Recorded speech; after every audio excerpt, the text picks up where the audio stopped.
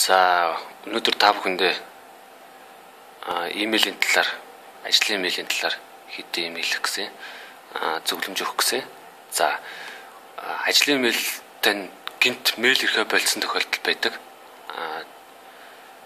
Тэр тохиолдолд болохоор таны диск юус буюу и тухайн имэйл дээр хэрэглэгч болгон дээр юм тухайн лимит байдаг. Энэ лимит маань 100% болоод улаагаад дүүрчдэг байгаа.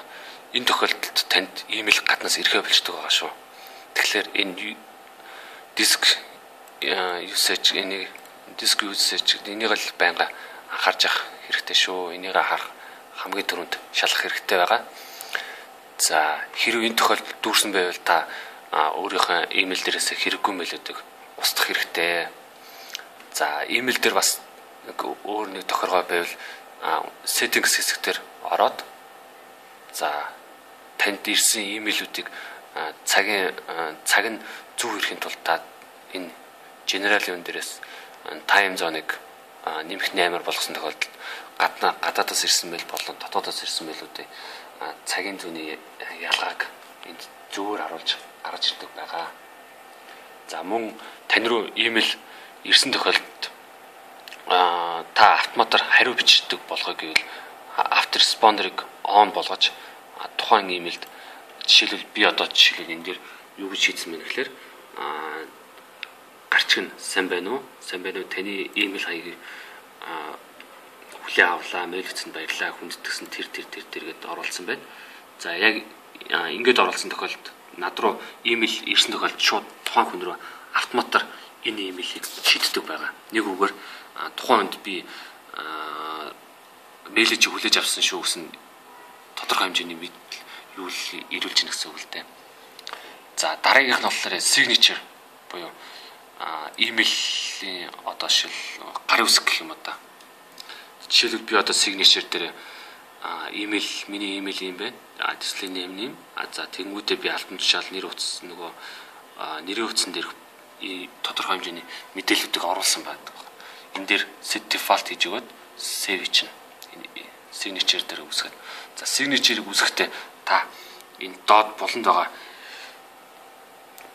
байгаа grid-ний identity гээд шууд шинээр имэйл үсгэх боломжтой байгаа шүү. За дараагийн нь болохоор password-аа солихдоо та change password хэсэг дээрээс орж агаад хуучин password ажиж шинэ password ажиж reset хийж. За forwarding буюу энэ үйлчлэгийг маш их ашигладаг байгаа. Yahoo mail болон Gmail ашигладаг хүмүүс ихтэй ашиглаж болно. Жишээлбэл таны энэ хүү ажлын мэйл дээр президент хаяг буюу энэ тухайн ажлын мэйл рүү чинь имэйл ирсэн тохиолдолд тухайн мэйлийг forward хийгээд миний Yahoo mail руу ирдэг болгоё. Тэгэхин тул энэ хэсэг дээр www.door-аас өөрийн Gmail-ийг бичих хэрэгтэй байгаа. Yahoo mail. Өөр мэйл бичнэ гэвэл гих мэтчлэнгээр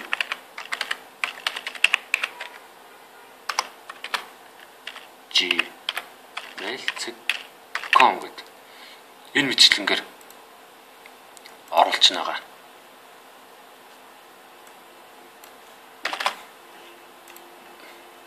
За энэ дээр нэг л имэйл хаяг бичиж бүтгэж оруулна гэсэн байна. За өөр имэйлийн юм дээр олон байдаг. За импорт мэйл нь болохоор өөр имэйл дээр өөр олон ажлын мэйл байдаг бол тухайн имэйлээ холбож өгдөг хэсэг. Энэ дээр username болон password тэгээд IMP буюу тухайн татаж авах сервер порт оруулж өгдөг байгаа шүү. За өнөөдрийн хичээл нэг иймэрхүү байлаа. Та хамгийн гол нь имэйл ирэхэ байсан тохиолдолд disk usage гэдэг зүйлээ хардаг, ойлголдог боллоо. Шинээр имэйл бичсэн тохиолдолд буюу хариу бичиж байгаа тохиолдолд танд автоматар signature-ийг танд яаж оруулдаг талаар оруулж өглөө. За өнөөдрийн хичээл нэг иймэрхүү.